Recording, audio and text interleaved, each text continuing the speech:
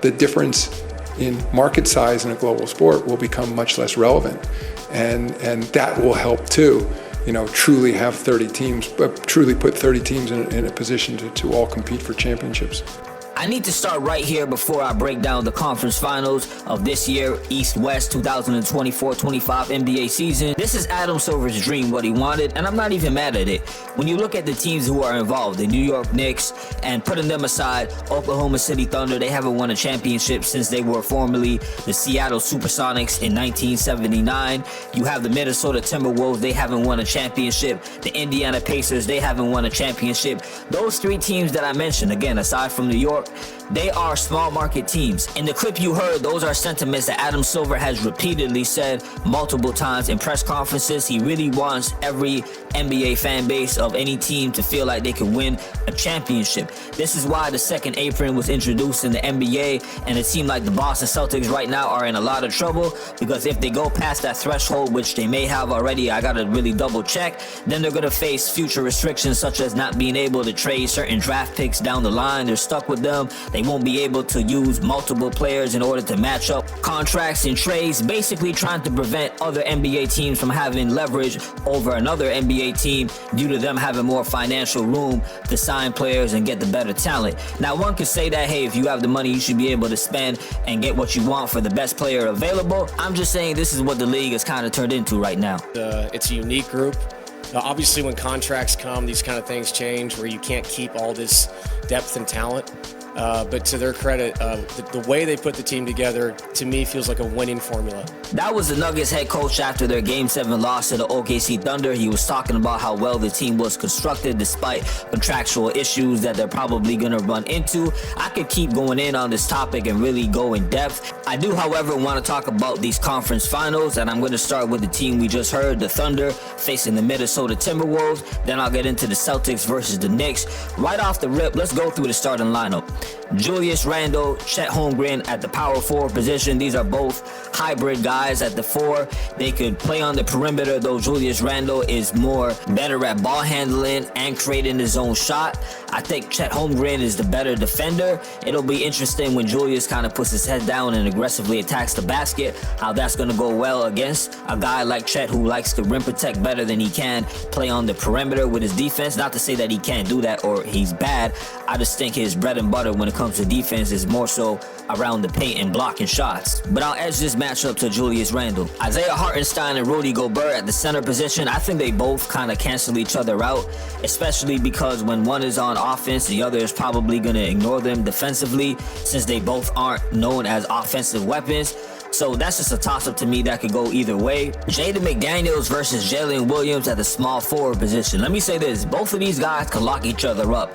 That's how good they are on defense. The only difference is Jalen Williams is a lot more capable of having a big night offensively than Jaden McDaniels is. The only time I see Jaden McDaniels really have a big offensive night is if I could tell the defense is purposely saying, you know what, we're going to crowd Anthony Edwards. If somebody like McDaniels goes off, so be it. Whereas in Jalen Williams, he could actually create his own shot. He could get the ball himself and do something without a play being ran or without needing the defense to sag off of him in order to score. He's also the better player, in my opinion, when it comes to finishing in transition or even driving within a half-court set.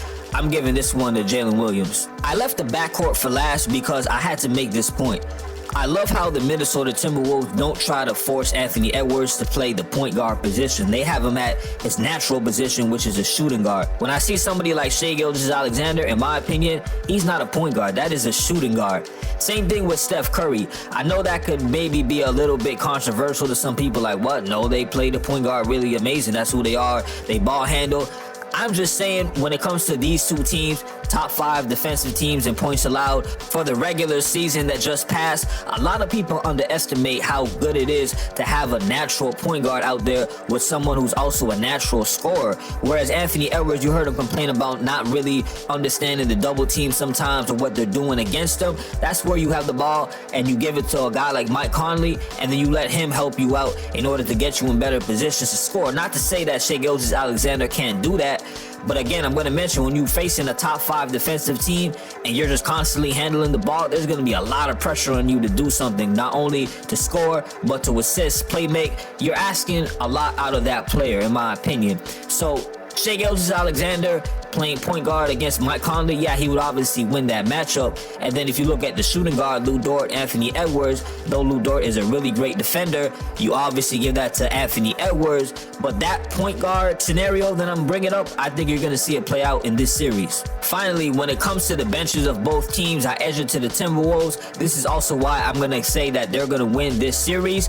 I look at Naz Reid, Donte DiVincenzo, Gilgeous-Alexander Walker. I would rather have those 3 off my bench in my rotation than any other OKC player off of their bench. I like Alex Caruso a lot, but beyond that, looking at Cason Wallace, Aaron Wiggins, Isaiah Joe, they're decent. They can come in, hit some shots, play defense. They're not going to give you the scoring punch like the Timberwolves players will, specifically Naz Reid and Donte DiVincenzo, though I would make the argument that Gilgeous-Alexander Walker defensively is better than any other player on the OKC Thunder's bench outside of Alex Caruso. With that being said, it's going to be a great series, at least 6 games. Anything else will just be a disappointment, and I'm going with the Minnesota Timberwolves to win. I mean, it's going to be a tough opponent. They push the pace, they run on makes, misses, and it's going to be a huge communication series for us. We're going to have to be locked in on every possession. We're going to have to get back defensively. So you heard what Josh Hart had to say about this matchup against the Indiana Pacers. It's going to be tough. They push the pace, take advantage of a lot of makes and misses. Communication will be huge for the Knicks. But notice how, and I agree with all these sentiments, notice how he never mentioned anything about, we got to stop Tyrese Halliburton, Pascal Siakam, he's going to score on us to do this, Nembhard. And that's because the Pacers play great team basketball. And if you heard a lot of my takes and you're a Pacers fan, you may not like what I had to say in the past. I've always picked them to lose a series against a team that I think has a lot more talent than what they could offer. And since the Indiana Pacers rely so heavily on offense, that is what is their superpower, I give a lot of credit to their head coach, Rick Carlisle, the system that he implemented to get more out of the players than I think a lot of other coaches could have got.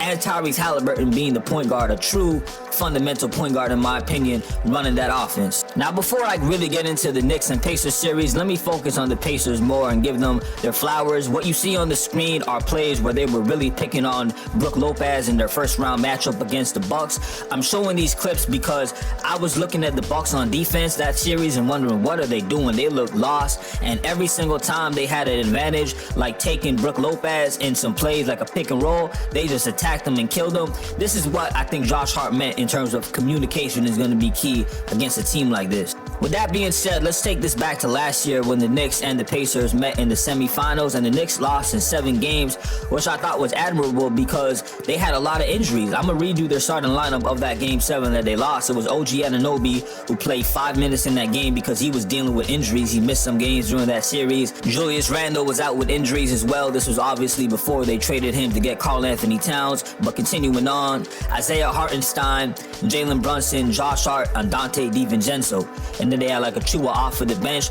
So their whole lineup when it comes to scoring, their big 3 was Brunson, Josh Hart, and Donte DiVincenzo. That's who I thought was their main guys on the team. With all due respect, as much as I love Josh Hart's tenacity on defense and what Donte could do when he's in a rhythm scoring, Josh Hart and both Donte are role players. It was really Jalen Brunson trying to put the whole team on his back. This year is going to be a lot different where you have a bunch of wing defenders, Mikal Bridges, OG Anunoby. So all of that running and gunning that the Pacers like to do and finding players in transition, the Knicks have players who are disciplined that are not going to let that happen, like I saw a lot of times in the Bucks series. The Cavs, I didn't watch as much. That's why I keep referring back to that first round matchup against Milwaukee. All right, then you have Karl Anthony Towns. He's not going to just let Miles Turner slip up and hit open 3-pointers because Cat is not your traditional center that just wants to stay in the paint and protect the rim all day. He's going to contest a lot more shots outside in comparison to a Brook Lopez and even a Jared Allen, though I would say overall those guys guys are better defenders. Basically, you can match up against somebody better even if you don't have the talent as somebody else if they were to go against that same person. When I'm looking at the Pacers, yeah, if Mitchell Robinson comes in for the Knicks, they're probably going to try to exploit that matchup. Other than that, I just don't see how this favors the Pacers in my opinion. Y'all can let me know in the comment section if I'm sleeping on the Pacers once again. But how are they even going to stop Jalen Brunson when last year when the Knicks were banged up, it was Brunson on his own. They could zone in their defense on him a lot more, and he was still doing his thing. They still had issues. Now Brunson is coming back with extra help. Karl Anthony Towns in the mix. The team is healthy. OG Anunoby is giving them more offense than I thought he ever had. Let's see if that really continues. The point is, I'm going to pick the Knicks to win this series. If the Pacers end up proving me wrong once again, I think they will easily be a top 3, top 5 team in NBA history that had the least talent that still ended up going to the NBA Finals.